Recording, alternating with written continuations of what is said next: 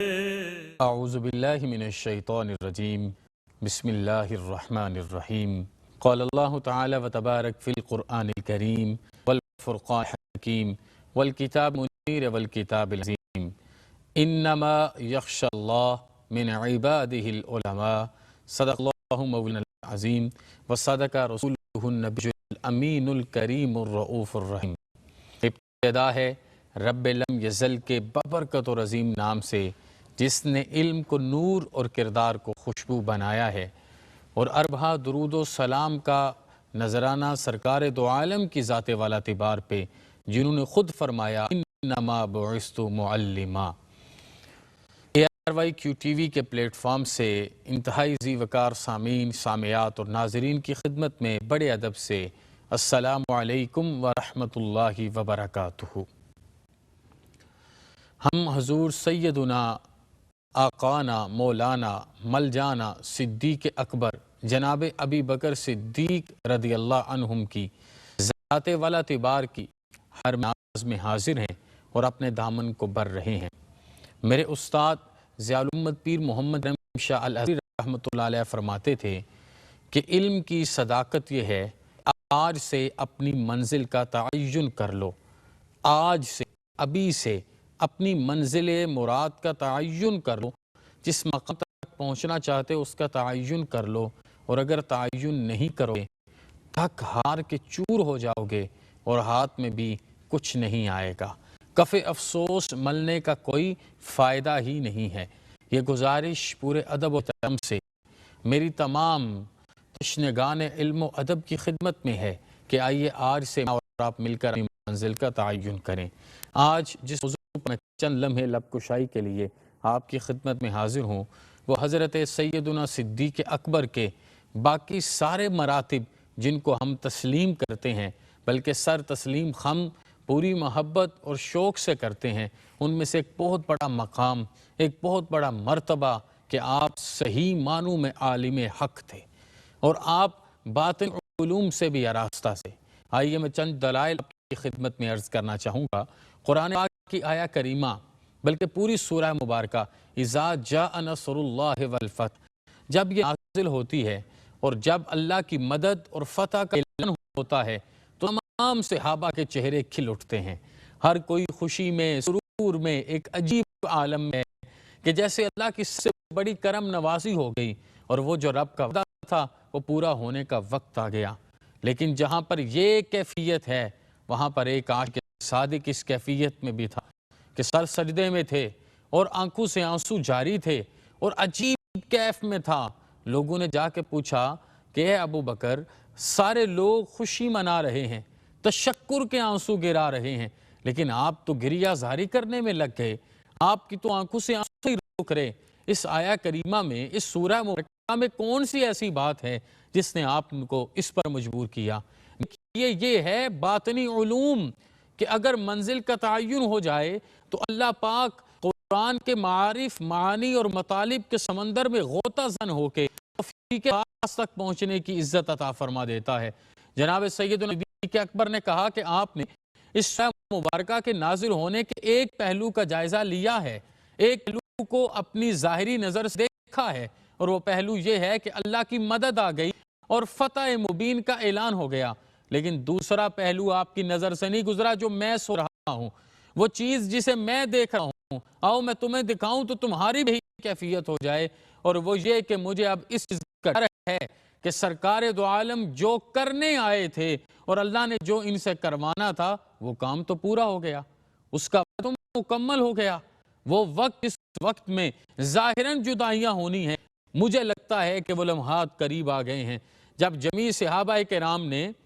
اپنے شیخ کے یہ جملے سنے، صحابہ کے جیسے صدیق اکبر کے یہ جملے سنے تو ان کی بھی آنکھوں میں آنسو جاری ہو گئے کہ یہ بات تو آپ کی بالکل برحق ہے، یہ بات تو آپ کی درست ہے کہ سرکار علیہ صلی اللہ علیہ وسلم جس اعلیٰ اور عرفہ مقصد کے لیے اس جہان رنگ و بو پہ کرم نواز ہوئے تھے، اللہ نے فتح مبین کے اعلان کے ساتھ اسے تو مکمل فرما دیا، اور یقیناً اب وہ وقت دور نہیں ہے جب دو جہاں کے سلطان ظاہراً پردہ فرمائیں گے۔ یہ دیکھیے یہ کیا کیفیت ہے، یہ کیا معاملہ ہے، یہ وہی عزت، یہ وہی صداقت، یہ وہی توفیق ہے جو سرکار دو عالم صلی اللہ علیہ وسلم کے علم خاص سے صدیق اکبر کے سینہ انتخاب تک پہنچتی ہے۔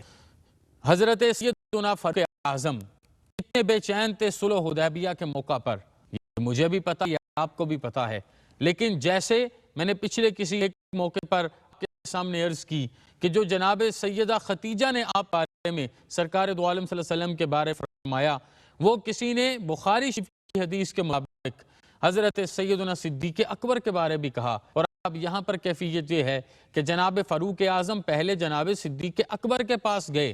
اور بے چینی کا اظہار کیا کہ ہم حق پر ہیں، ہم سچ پر ہیں، اللہ ہمارے ساتھ ہے، اس کی مدد ہمارے ساتھ ہے، اس کی نصرت ہمارے ساتھ ہے، اس کی کرم نوازیاں جب کہ ہمارے ساتھ ہیں، تو پھر کیوں ہم ان کے ساتھ ایسا معاہدہ کریں، پھر کیوں ہم ان کے ساتھ ایگریمنٹ کریں؟ تو جناب صدیق اکبر نے بھی مسکرا کے کہا رب اپنے حبیب سے جو وعدہ کر رہا ہے وہ رائے گاں نہیں ہوگا، وہ ضائع نہیں ہوگا، یہ بات بھلائی نہیں جائے گی، اس کے بعد یقیناً بہت بڑی فتح آنے والی ہے۔ جناب فاروق اعظم جناب صدیق اکبر سے بات کر کے جب سرکار عالم صلی اللہ علیہ وسلم کی خدمت میں حاضر ہوئے اور جا کر یہی التجا پہ کی، اسی بے چینی سے، اسی فکر سے، اسی کی محبت سے حضور نے بھی وہی جواب ارشاد اور عطا فرمایا جو جناب صدیق اکبر نے جب فاروق اعظم کے سامنے رکھا تھا۔ گویا صدیق نے اپنے تخیل کو بھی سرکار دو عالم کے تخیل کی غلامی میں رکھا اور اسی تخیل کی آراستگی میں اپنے وقت کو گزارا ہے۔ یہ وجہ ہے کہ جب تقدیر کا حکم آتا ہے اور سرکار دو عالم صلی اللہ علیہ وسلم تقدیر کا حدیث ارشاد فرماتے ہیں تو کچھ لوگ ایسے ہو جو خوشی مناتے ہیں، لیکن جناب صدیق اکبر کی پھر آنکھوں میں آنسو آ جاتے ہیں اور پھر سرکار دو عالم سے امت کے مسئلے کا حل پوچھتے ہیں۔ اور یہ سنیے، آج جو لوگ تقدیر پر اعتراض کرتے ہیں، آج جو لوگ تقدیر پر باتیں کرتے ہیں، یہ مسئلے کا حل بھی صدیق اکبر نے حضور سے پوچھا، عرض کی آقا کہ اگر کسی کو رب نے شقی بنا دیا، وہ سعید بننا چاہے، اپنی تقدیر کو سعادت مند کرنا چاہے تو کیا ہے؟ کہا خلوت کے لمحوں میں اپنے سر کو جھکا کے دل کی گہرائیوں سے آنکھوں کو آنسوؤں سے تر کر کے اپنے رب سے دعا کرے گا، اللہ شقی کو درجہ سعادت عطا فرما دے گا۔ اب یہ آپ پر ہے کہ آپ اپنے گناہوں پر، اپنی غلطیوں پر نادم اور شرمندہ ہوتے ہو کہ نہیں ہوتے۔ آپ ان تمام معاملات میں اللہ سے رحمتیں حاصل کر پاتے ہو، نہیں کر پاتے، لیکن حضور کی امت کے سب سے بہترین عالم نے یہ بتا دیا کہ کس طریقے کے ساتھ آپ نے تمام غائب کی باتوں کو جاننا ہے، سمجھنا ہے، پرکھنا ہے۔ زبیر بن بار کہتے ہیں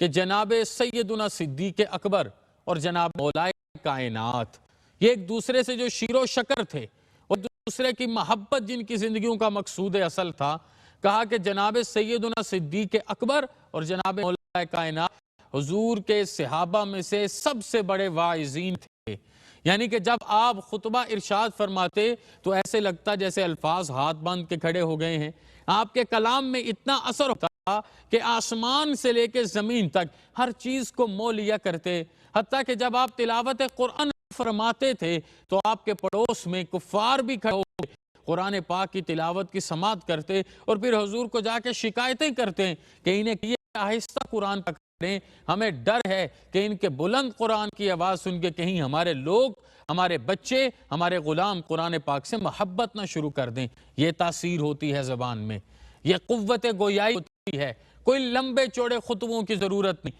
کوئی لمبے چوڑے تردد کی ضرورت نہیں، صرف راہ شوق پر نکلنا ہے تو چند جملے بھی آپ کی زندگی کے رخ کو بدل دیں گے، چند جملے بھی آپ کی زندگی کی سعادتوں کو بدل دیں گے۔ ہمارے بڑے مشہور صوفی بزرگ حضرت خواجہ گرودین جندڑوی اویسی رحمت اللہ علیہ اپنے وقت کا ایک شاہکار عالم دین تھا اور علم لدونی سے مالا مال ان کا سینہ۔ آپ بھی اسی چیز پر چلتے تھے کہ آپ حضور جوامع الکلم سے اپنے وقت کے بڑے بڑے شیوخ کو وہ جواب دے دیتے جو لمبے چوڑے فلسفوں کے جواب نہیں ملتے۔ اس لیے یہی اولیاء کا رستہ ہے، یہی اسلاف کا رستہ ہے، یہی صاحبان طریقت کا رستہ ہے، یہی صاحبان تصوف کا رستہ ہے، یہی صاحبان شرعیت کا رستہ ہے، یہی سرکار دو عالم کے صحابہ کا رستہ ہے، حضور کا رستہ ہے اور حضور سید عالمین صلی اللہ علیہ وسلم کے صدیق اکبر جن کے فیوز و برکات سے اس وقت ہم اپنے جسم اور روح کو منور کر رہے ہیں، ان کا رستہ ہے کہ آپ بہت بڑے واعظ تھے، آپ بڑے خطیب تھے اور پہلے عمل کرتے، پہلے عمل کرتے، پھر اس کے بعد اپنی زبان مبارک سے چند جملے نکالتے۔ ابن سیرین کہتے ہیں کہ سرکار دو عالمی صلی اللہ علیہ وآلہ وسلم کی امت میں، سلطان حسینان عالم کی امت میں، خوابوں کی تعبیر کا جو سب سے بڑا عالم گزرا ہے ان کا نام ہے جناب سیدنا صدیق اکبر رضی اللہ عنہ۔ آپ سب سے بڑے خوابوں کی تعبیر کے عالم گزرے اور آپ نے سب سے بڑھ کے خوابوں کی تعبیر کو بیان فرمایا۔ پھر آگے انہوں نے وجہ بیان کی، جناب تعلق خاطر ہمیں اپنے سامنے رکھنا ہے، ذی وقار صاحبین ان تعلق خاطر کو لے کے آگے بڑھنا ہے۔ کہا سب سے بڑی وجہ تھی کہ حضور سرکار دو عالم صلی اللہ علیہ وآلہ وسلم ارشاد فرماتے ہیں کہ مجھے اللہ پاک نے حکم ارشاد فرمایا کہ میں اپنے خوابوں کی تعبیر جناب ابو بکر کے سامنے بیان کروں۔ اور جب حضور خوابوں کی تعبیر بیان کرتے تھے، سرکار دو عالم صلی اللہ علیہ وسلم ان ساری چیزوں کو بیان کیا کرتے تو جناب صدیق اکبر سماعت فرمایا کرتے تھے۔ مطلب یہ کہ انڈائریکٹلی اللہ کے حکم سے حضور آپ کو یہ علم عطا فرما رہے تھے تاکہ کل کو اگر کسی کو خوابوں کی تعبیر چاہیے ہو تو کسی اور کے دروازے پر دریوزہ گھر کے نہ بیٹھا ہو، بلکہ میرے خلیفہ کے پاس آئے، میرے صدیق اکبر ابو بکر کے پاس آئے تو اس وقت میں وہ خوابوں کی تعبیر بیان کریں جو میں نے انہیں سکھائی ہے، جس کا اللہ نے حکم ارشاد فرمایا ہے۔ قرآن پاک میں امام راضی کہتے ہیں جب حکم ہوا شاورہم فی الامر کہ ان کے ساتھ اپنے معاملے میں مشورہ کریں، تو وہ کون تھے جن کے ساتھ حضور کو حکم ہوتا ہے کہ اپنے معاملے میں مشورہ کریں؟ حضرت امام راضی کہتے ہیں کہ احادیث کو کھنگالنے کے بعد اور تمام قرائن کو دیکھنے کے بعد عالم اس نتیجے پر پہنچتا ہے کہ جناب صدیق اکبر کی ذات ہے جن کے ساتھ مشورے کا حکم ارشاد فرمایا جا رہا۔ تو یہ آپ مقام اور مرتبہ دیکھ لیں، آپ ان کی تقوی اور طہارت دیکھ لیں، آپ ان کا فصیح اللسان ہونا دیکھ لیں، سرکار دو عالم صلی اللہ علیہ وسلم کے ساتھ محبت کرنے کا عملی مصداق دیکھیں، اور قرآن میں جتنی ایمان کامل کی نشانیاں آپ کو نظر آئیں گی ان تمام نشانیوں کو دیکھیں گے تو جناب سیدنا صدیق اکبر کی شان آپ پر واضح آئے گی، آپ کا مقام اور مرتبہ آپ پر واضح ہو جائے گا۔ تو آپ کے علمی مقام کے لحاظ سے یہ چیز ہے کہ آپ قرآن پاک کو بڑی خوش الہانی کے ساتھ تلاوت فرماتے، اعلیٰ ترین قراتوں کے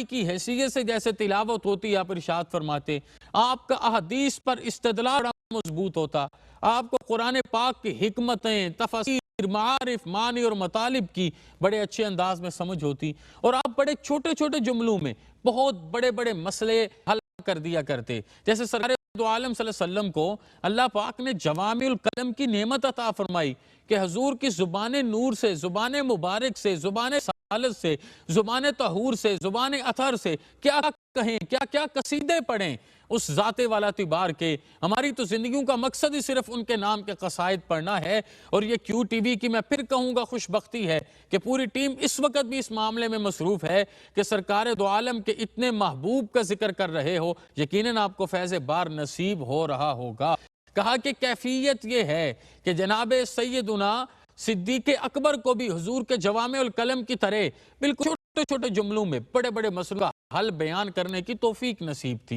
اور یہی وجہ ہے کہ جناب سیدنا صدیق اکبر مضبوط استدلال کیا کرتے۔ مطلب ایک استدلال میں آپ کے سامنے عرض کروں کہ جب منکرین زکوٰۃ کے ساتھ جہاد کی باری تھی اور جناب فاروق اعظم سے مشورہ ہو رہا تھا، اور آپ کو کوئی اور مشورہ دے رہے تھے کہ پہلے حکومت کو مضبوط کیا جائے، منکرین زکوٰۃ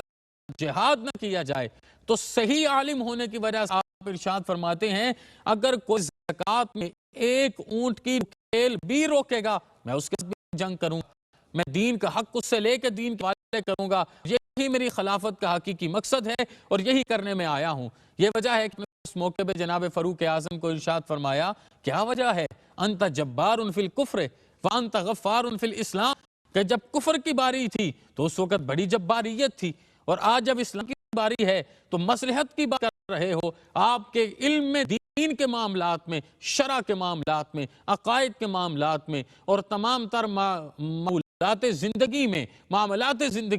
کوئی نرمی موجود نہیں تھی، جو سرکار دو عالم صلی اللہ علیہ وسلم نے ارشاد فرمایا آپ کے قول سے، فعل سے، عمل سے اور قرآن کی حکمتوں سے ثابت ہوا، آپ پوری زندگی اس پر عالم حق کے طور پہ کاربند رہے۔ ذی وقار ناظرین، سامعین و سامعات، حضرت سیدنا صدیق اکبر کی زندگی کا جو گوشہ لیتے ہیں، سرکار دو عالم کی رحمتیں موسلا دار رنگ میں برستی نظر آتی ہیں۔ اللہ پاک ہمیں صحیح معنوں میں ان تمام اسلاف کی زندگیوں سے فیض یاب ہونے کی توفیق عطا فرمائے۔ وما علینا الا البلاغ المبین۔